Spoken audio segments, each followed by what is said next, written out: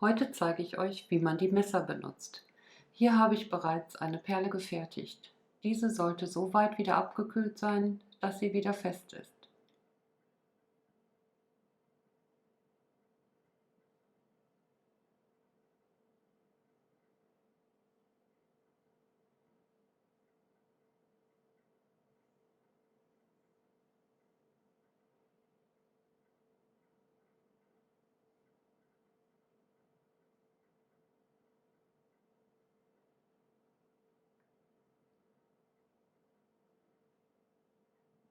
Dann erwärmt man den Bereich der Perle, den man einkerben möchte.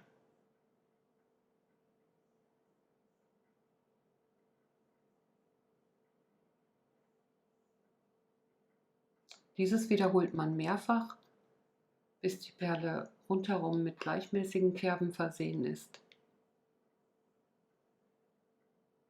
Das Besondere an diesen Messern ist, dass sie unten sehr spitz sind und nach oben hin deutlich breiter als ein normales Messer.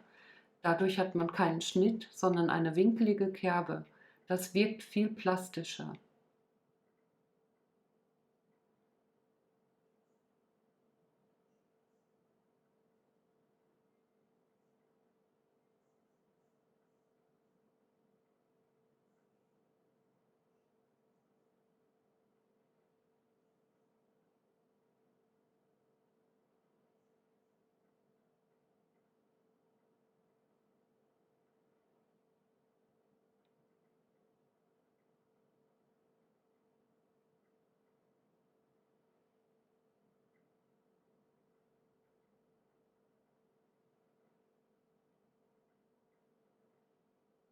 Ich finde, man kann einen eleganten Look damit erzeugen. Ebenso lassen sich tolle Kürbisse damit herstellen.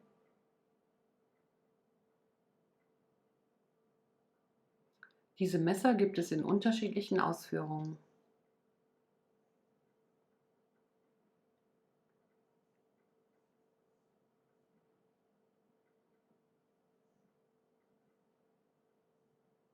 Erhältlich sind sie bei www.perlenpresse.de. Ich hoffe, das Video hat euch gefallen. Bis bald!